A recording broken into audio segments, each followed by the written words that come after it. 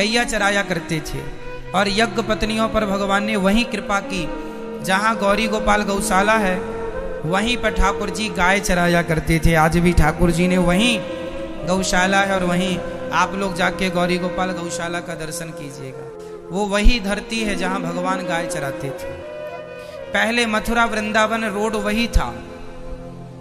उद्धव जी उसी रास्ते से आए थे वृंदावन मथुरा से, और भगवान को लेकर के अक्रूर जी उसी रास्ते से गए थे। इसलिए उसी रास्ते पर आज भी यमुना के किनारे अक्रूर घाट है, अक्रूर जी का मंदिर है। वहीं पे खड़े होके भगवान और अक्रूर जी ने यमुना जी में स्नान किया था, तो यमुना जी के अंदर भगवान ने अक्रूर जी को अपना दिव्य दर्शन कराया था। तो वो सब वहीं, अक्रूर घाट भी वहीं, अक्रूर मंदिर भी वहीं है, गौरी गोपाल गौशाला के पास में। गौरी गोपाल गौशाला से अक्रूर मंदिर दिखता है छत से। कुल मिला के ये है कि ये पूरा ब्रजमंडल दर्शनीय है।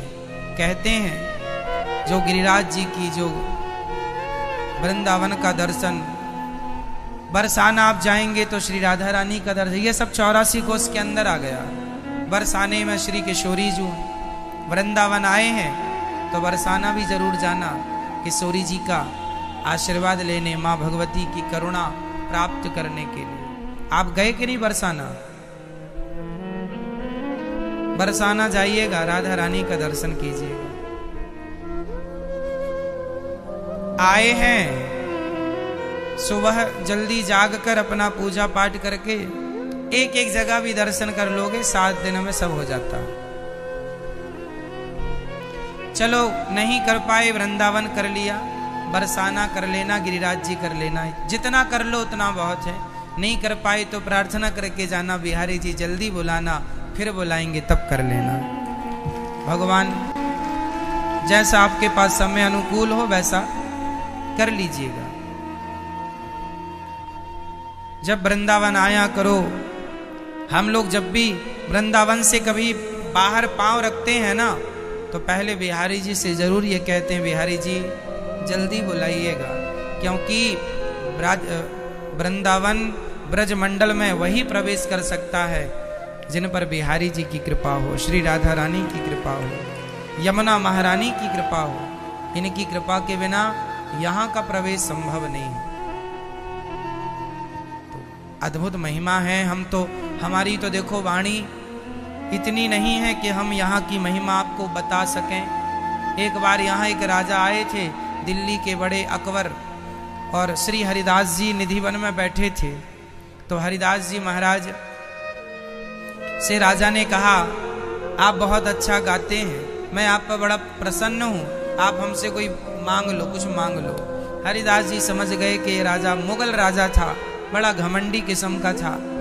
हरिदास जी समझ गए, अच्छा एक बात बताएं भक्तों, धन हो आपके पास अच्छा है, पर आप ये कभी मत सोचिएगा कि मैं किसी को धन दे रहा हूं या मैं किसी को धन दे सकता हूं। खासकर भक्तों से तो पंगा बिल्कुल ना लीजिएगा।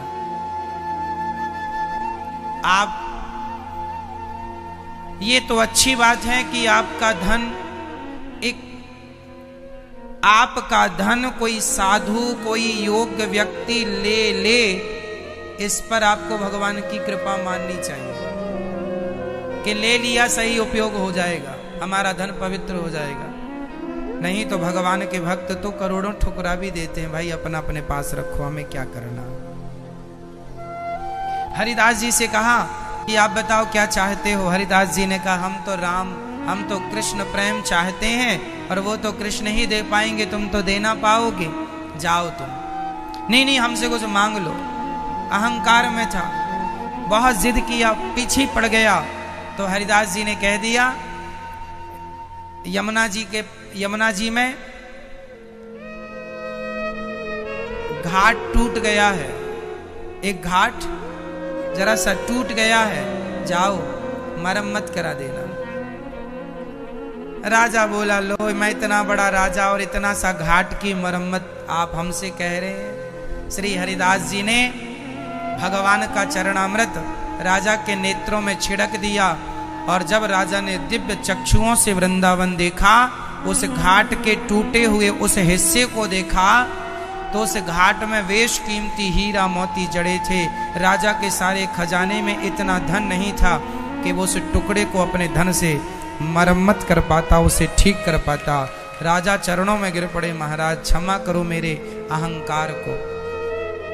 इन सामान्य नेत्रों से वृंदावन को देखोगे तो यहाँ भी तो झाड़ झंकाड़ ही दिखाई पड़ेंगे, घर नाला नाली गंदगी दिखाई पड़ेगी। पर जब दिव्य चक्षुओं से भगवत कृपा की दृष्टि से देखोगे तब यहाँ की भूमि, यहाँ की खुशबू, यहाँ की मिट्टी, यहाँ के लोग कोई सामान्य नहीं, सब भगवत रसिक लोग हैं, सब भगवत भक्त लोग हैं, सब भगवान के परम कृपा पात्र हैं। इसलिए उन्हें ब्रज का वास मिला है। ये सामान्य माटी नहीं है, इसे कहते हैं ब्रज। ब्रज का फुल फॉर्म होता है ब्रह्म की रज। जहां ब्रह्म की रज हो, ये वो रज। आज भी यहाँ पर लोग, बड़े बड़े लोग इस परिक्रमा पे लेट कर प्रणाम, दंडवती परिक्रमा लगाते हैं। जब कोई बढ़िया सीजन आता है, जैसे कि पुरुषोत्तम महीना हुआ, जैसे कि भादों का महीना हुआ, जैसे राधा अष्टमी के पावन समय नजदीक हुआ, उस समय यहाँ बहुत तेजी से दंडवती परिक्रमा लगती है। लोग दंडवत लगाते हैं। दंडवती परिक्रमा जानते हैं, लेट लेट के उसे दंडवती। लोग गिरिराज जी की भी परिक्रमा लगाते हैं। वृंदावन से ठीक दुगनी परिक्रमा है गिरिराज जी की। यहाँ की परिक्रमा लगभग 12 किलोमीटर की है, वहां की लगभग 22-24 किलोमीटर की, लगभग, कुछ कम ज्यादा हो सकता है। तो ये परिक्रमा है, तो लोग लगाते हैं, श्रद्धाएं हैं लोगों की, आस्था है, भाव है, प्रेम है। तो ये वृंदावन सामान्य वन नहीं है, सामान्य भूमि नहीं है। यहां पर आप भले ना चाहें, पर देखो यहां भक्तों का ही दर्शन होता है। सबके माथे पर तिलक है, सबके मुख में राधा राधा है, कृष्ण कृष्ण है, नाम सब वही है। राधा राधा कहो, कृष्ण कृष्ण कहो, सब एक ही बातें हैं। राधा कृष्ण में कोई भेद नहीं है। तो कोई यहाँ पे राधा राधा जपता है, कोई कृष्ण कृष्ण जपता है, सब ठीक है। बड़ी अद्भुत यहाँ के जो ब्रज पेड़ पौधों की महिमा है, वहां की महिमा बड़ी निराली है। क्या बताएं, वृंदावन में जो हमारे ब्रजवासी होते हैं ना, इनके घर घर में ठाकुर सेवा होती है। आज भी ब्रजवासी कितना गरीब से गरीब भले क्यों ना हो, पर पहले भगवान को भोग लगाकर ही भोजन करता है, बिना भोग लगाए खाता नहीं है। मंदिर है, घर घर मंदिर है यहाँ पे। खूब सेवा है, पूजा है, पीढ़ी दर पीढ़ी चली आ रही है ठाकुर जी की सेवा। कोई की 50 पीढ़ी से सेवा चल रही है, कोई की 10 पीढ़ी से सेवा चली आ रही है ठाकुर जी की। यहाँ के तो प्रेम भक्ति भरी पड़ी है। धन्यम वृंदावनम तेना भक्ति नृत्यति यत्र च। मैं पहले भी आपको बता चुका हूं कि वृंदावन में जब किसी लड़की का विवाह होता है तो आज भी यहाँ शादी विवाह में भी लहसुन प्याज का प्रयोग नहीं होता। शादी विवाह में जो भोजन बनता है ना, उस भोजन में भी लहसुन प्याज का प्रयोग नहीं होता। वृंदावन में जितने ढाबा, जितने होटल हैं, किसी में भी लहसुन प्याज वाला भोजन नहीं मिलता आज भी यहाँ पे। शायद किसी में कोई बेचने लगा हो तो राम जाने, पर यहाँ के बड़े जो होटल ढाबा, जो भी रेस्टोरेंट इत्यादि हैं, यहाँ आज भी सारे रेस्टोरेंटों में बिना लहसुन प्याज का ही भोजन मिलता है। तो आज भी यहाँ लोग भगवान की भक्ति जानते हैं, प्रेम जानते हैं, वो भाव जानते हैं। और ये चीजें आपको भी जानना चाहिए। घर में भी इस बात पर गौर किया करो, कुछ भी खाया करो, पहले भगवान को भोग लगना चाहिए, ठाकुर जी का भोग लगे। पानी भी पियो तो पहले भगवान का स्मरण, हे नाथ स्वीकार करो। तो ऐसे हमें अपने जीवन में अपने आप को ना कुछ मर्यादाओं से बांध के रखना चाहिए। जैसे हम लोग गाय भैंस को बांध के रखते हैं, बकरा बकरी को बांध के रखते हैं, अपने आप को भी बांध के रखा करो एक मर्यादा की रस्सी में, एक संस्कार की रस्सी में, धर्म की रस्सी में अपने आप को बांध के रखो। हम कौन सी रस्सी में बंधे हैं? धर्म की रस्सी में।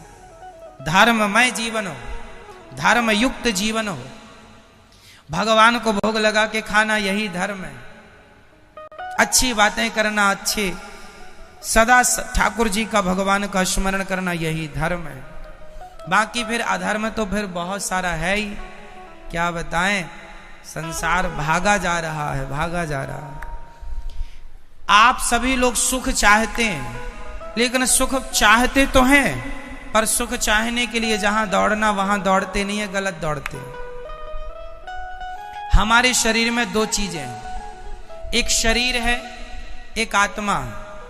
थोड़ा सा 5 मिनट का समय लेके मैं ये प्रश्न आपको उठाऊं और बहुत अच्छी बात आज आपको बता दूं, आपके बहुत सारे डाउट्स क्लियर भी हो जाएंगे।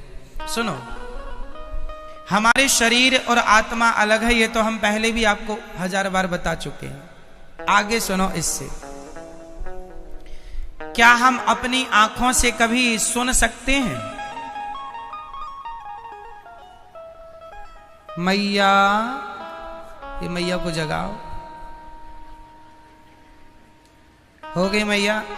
बहुत देर से हमें लगा चलो एक नींद तो पूरी हो जाए आपकी, इसलिए पहले जगाया नहीं। चलो कम से कम एक तो होए। पाप लगता है ना सोते हुए कि जगाने में भी पाप लगता है। हमने कोई पाप भले ना किया हो, पर सोते हुए के जगाने का पाप हमें भी लगेगा।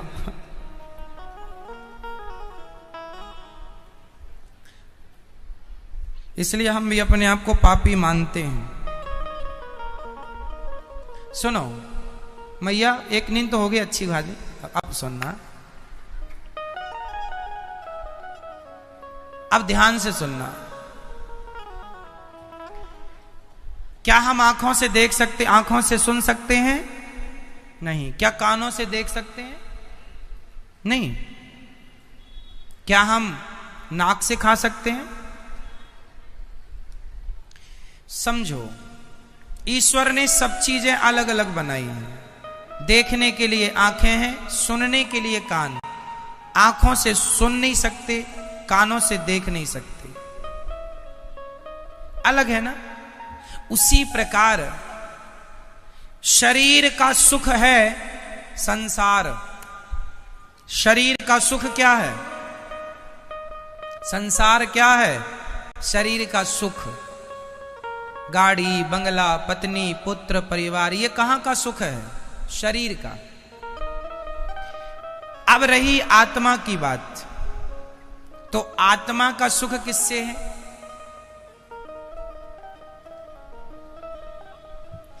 समझो, सिद्धांत को समझो, साइंस को समझो। चलो मैं साइंस से जोड़ता हूं इस सब्जेक्ट को।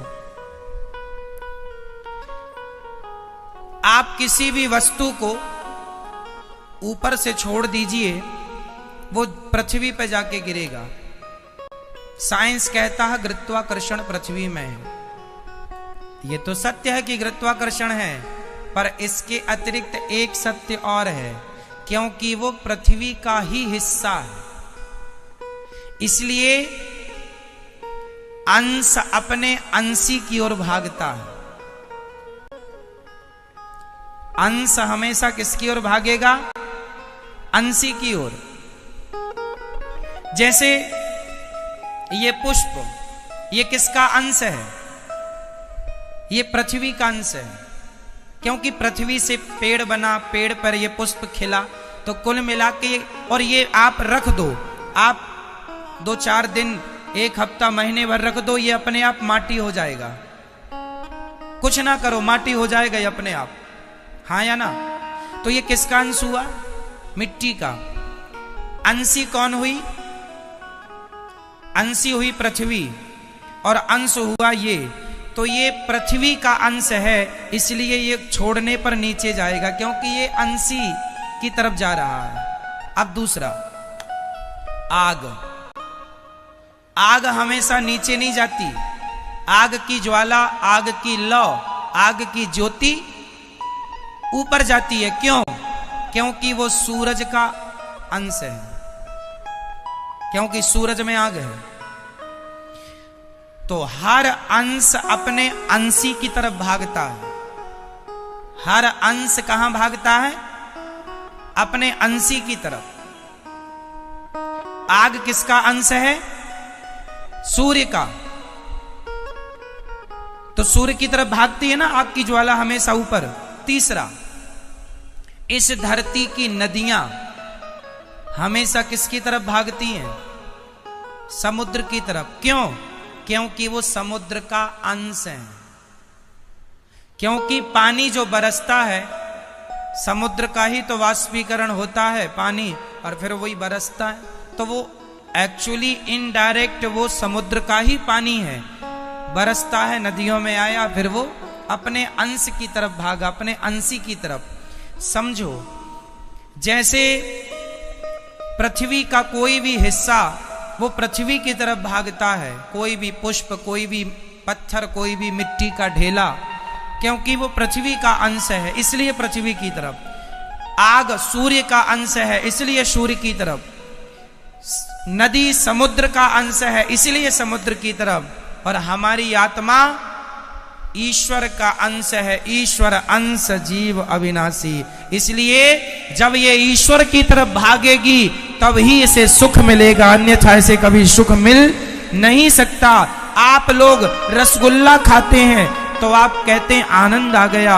अरे रसगुल्ला से शरीर को आनंद आ सकता है, इंद्रियों को आनंद आ सकता है, आत्मा का तो रसगुल्ला से कोई लेना देना नहीं। क्यों? आत्मा किसका अंश है? ईश्वर अंश। ये ईश्वर का अंश है। इसलिए यदि आत्मा को सुख देना है, आज लोग दुखी, सब कुछ है आपके पास, फिर भी आप अशांत हैं, फिर भी आप परेशान हैं, उदास हैं। क्यों? क्योंकि आप संसार में सुख ढूंढ रहे हैं।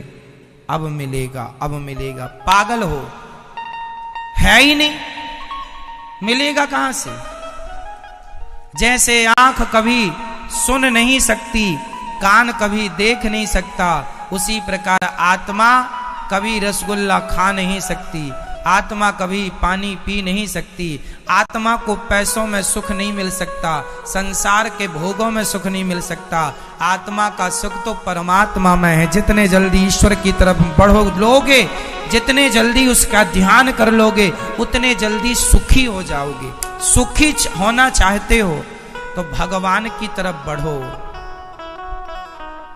और आप लोग शरीर को ही सुख देने में लगे हैं।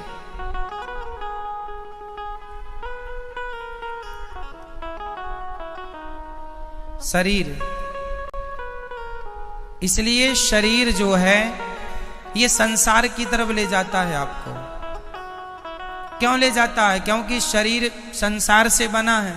संसार में 5 चीजें हैं, पृथ्वी, जल, वायु, अग्नि, आकाश। और ये 5 चीजों से आपका शरीर बना है। तो आपका शरीर आपको संसार की तरफ ले जाता है, क्योंकि संसार से बना है।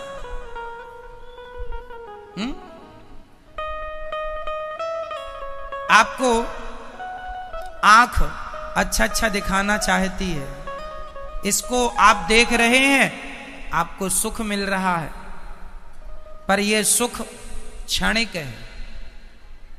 यह सुख क्या है? क्षणिक है, जरा सी देर का। खाने का सुख भी क्षणिक है, जरा सी देर का। भोगों का सुख भी क्षणिक है, जरा सी देर का। आप जरा सी देर के सुख के पीछे सारी जिंदगी लगाए हैं। सारी जिंदगी आपको लगता है अरे वो करोड़पति बन गया, मैं भी बन जाऊंगा, मुझे भी सुख मिलेगा। सब करोड़पति बन रहे हैं। पूछ लो करोड़पतियों से वो कितने सुखी हैं।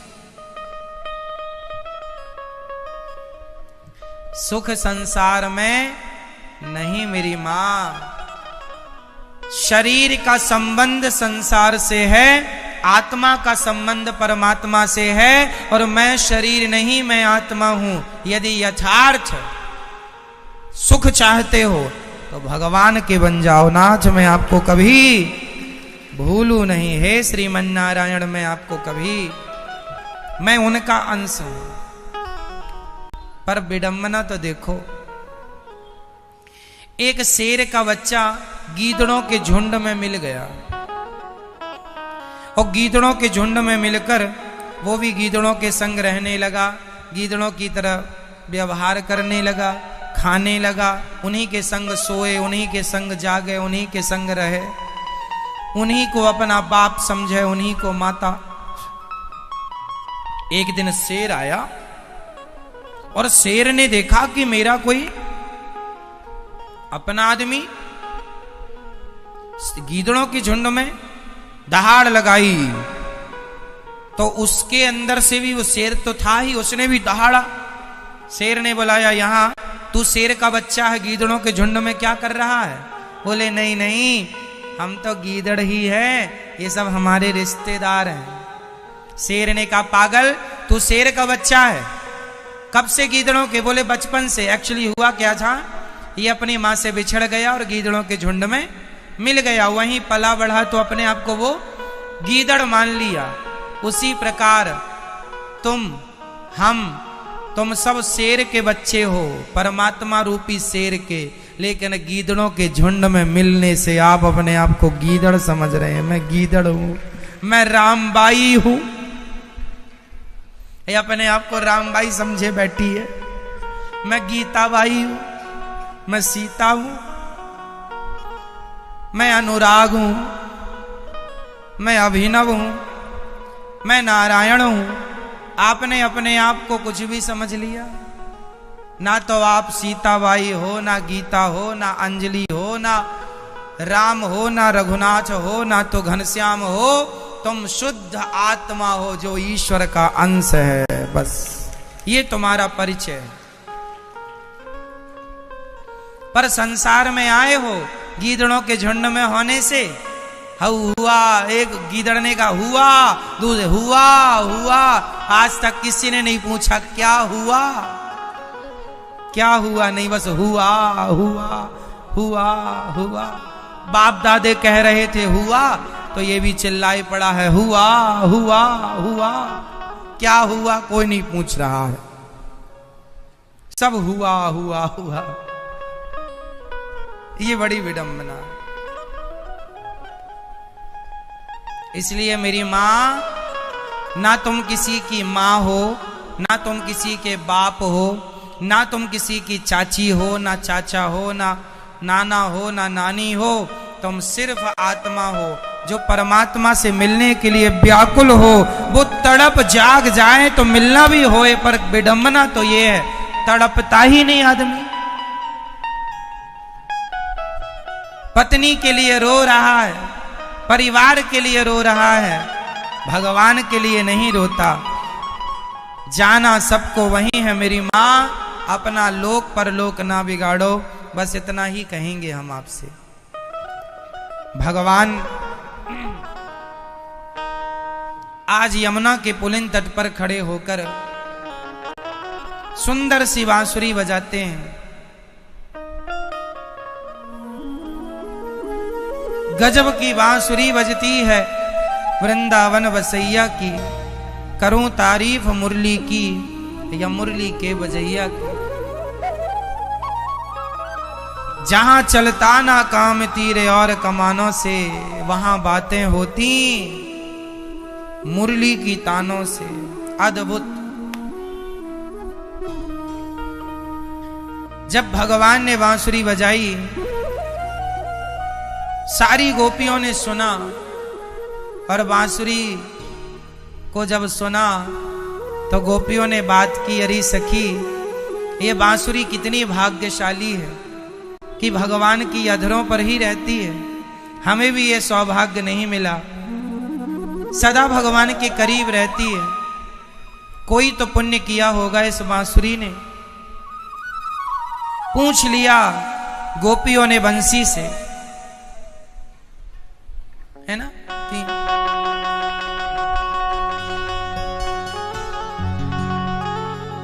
पूछ लिया गोपियों ने बंसी से